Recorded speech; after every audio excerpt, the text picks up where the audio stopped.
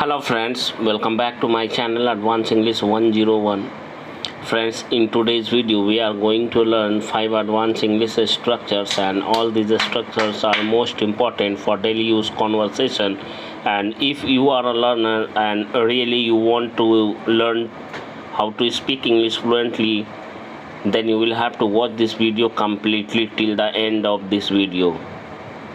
Okay, now let us start this video.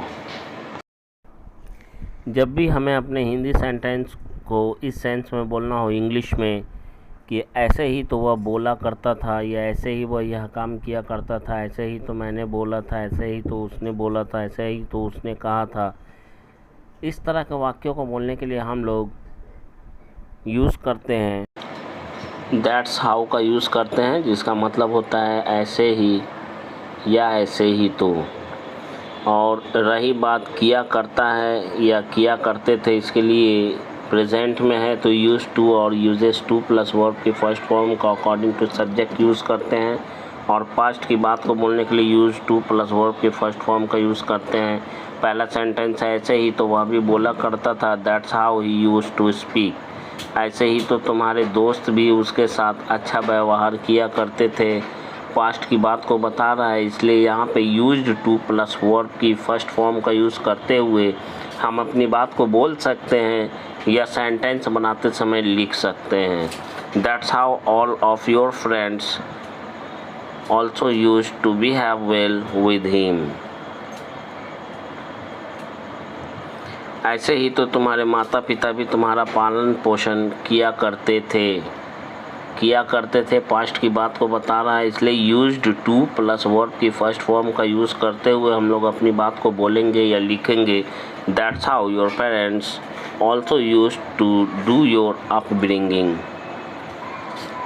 Upbring का मतलब होता है पालन पोषण करना, अपब्रिंगिंग का मतलब हो गया पालन पोषण। हमारा दूसरा आज का जो स्ट्रक्चर बनेगा वो बनेगा सही सलामत के सेंस में, जिसे इंग्लिश में हम लोग सेफ़ एंड साउंड बोलते हैं, जिसका मतलब होता है सही सलामत। और सेंटेंस बनाने के लिए कंप्लीट स्ट्रक्चर की बात करें तो सबसे पहले हम अपनी बात को रखते हैं, इसलिए सेंटेंस पहले होगा और सेंटेंस के लास्ट में सेफ़ एंड साउंड होगा, जिसका मतलब होता है सही सलामत। पहला सेंटेंस है, इस प्राकृतिक आपदा के बाद एक माँ ने अपने बच्चे को सही सलामत देखकर राहत की सांस ली। इसे बोलने के लिए हम लोग कहेंगे, after this natural disaster a mother heaved a sigh of relief after seeing her son safe and sound. ये वो सारे सेंटेंसेस है कि आप जिसको प्रैक्टिस अगर कर लेंगे और बोलने के आदी अगर आप हो जाएंगे, फ्लुएंसी पकड़ लेंगे जब आप, तब आपको सोचेंगे आप कि हाँ वाकई में हमने कुछ सीखा। वह तो तुम्हें सही सलामत देखकर हक्का बक्का हो गया।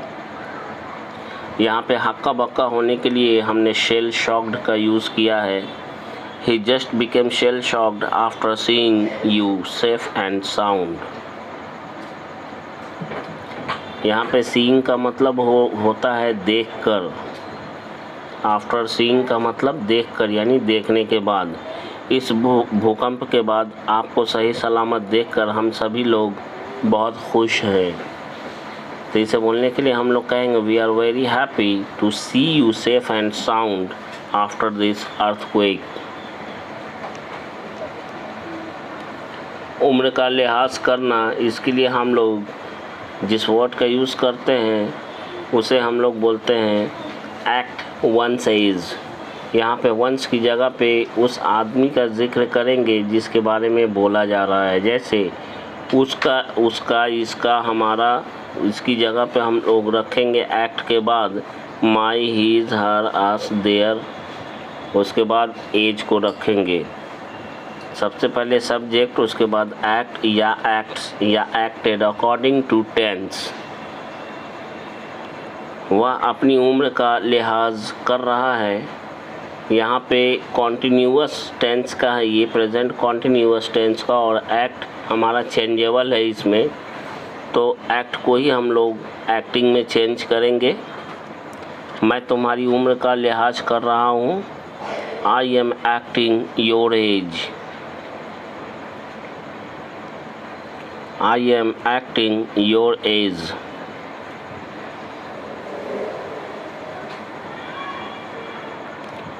अपनी उम्र का लिहाज करो, इसे बोलने के लिए हम लोग कहेंगे एक्ट योर एज।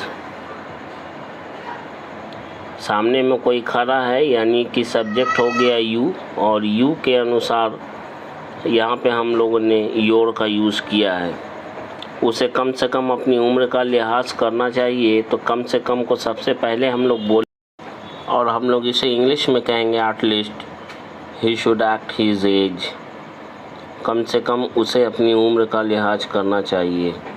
तुम्हें बड़ों के सामने उनकी उम्र का लिहाज करना ही पड़ेगा मतलब ज़रूर करना पड़ेगा। इस सेंस में हम लोग श्योरली या सर्टेनली का यूज़ करते हैं, तो हम लोग कहेंगे you will certainly have to act their age in front of elders. यानी कि यहाँ पे देयर का यूज़ हुआ है बड़ों के सेंस में, इसलिए देयर का यूज़ हुआ है। You will certainly. नेक्स्ट है हमारा के मामले में। इसके लिए हम लोग इन टर्म्स ऑफ का यूज़ करते हैं।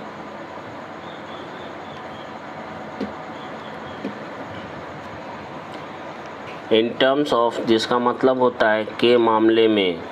जब भी हमें बोलना हो इस मामले में तुम गद्दार हो, इस मामले में तुम चोर हो, इस मामले में मैं ईमानदार हूँ, इस मामले में तुमसे अच्छा कोई नहीं, इस मामले में उससे अच्छा कोई नहीं, इस तरह के सेंटेंस को बोलने के लिए हम लोग इस स्ट्रक्चर का यूज़ करेंगे। पहला सेंटेंस है सुविधा के मामले में यह जगह बिल्कुल भी या ज़रा भी ठीक नहीं है। तो सबसे पहले हम लोग कहेंगे in terms of facility this place is not good whatsoever या at all. In terms of facility this place is not good at all या this place is not good whatsoever. इस मामले में वह अव्वल दर्जे का झूठा इंसान है।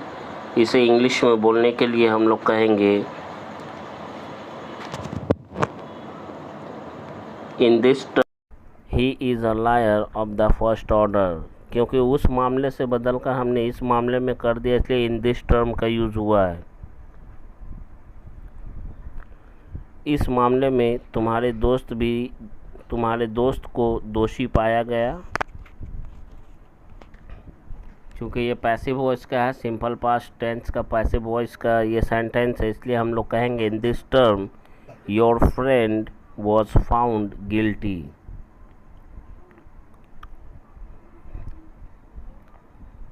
अगर आप नहीं जानते हैं पैसिव वॉइस के बारे में तो चैनल के प्लेलिस्ट पर जाकर ज़रूर देखें। पूरा का पूरा पैसिव वॉइस का चैप्टर ही आपको मिल जाएगा।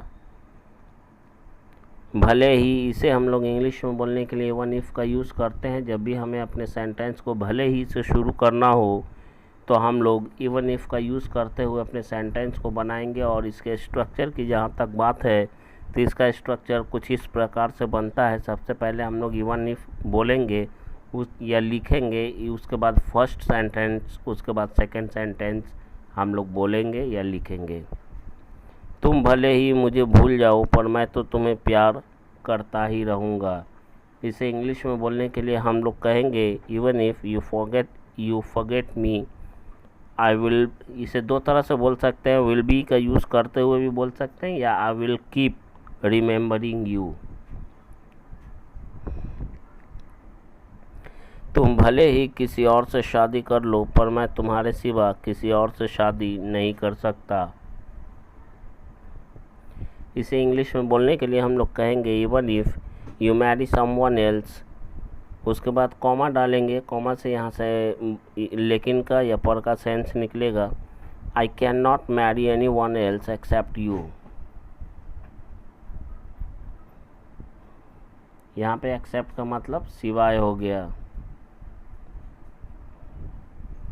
तुम भले ही उसकी मदद करो या ना करो पर मैं तो एक इंसान होने के नाते मैं उसकी मदद ज़रूर करूँगा। इस सेंटेंस को इंग्लिश में बोलने के लिए हम लोग कहेंगे even if you help him और नॉट, या हम लोग ऐसे भी बोल सकते हैं even if whether you help him और नॉट being a human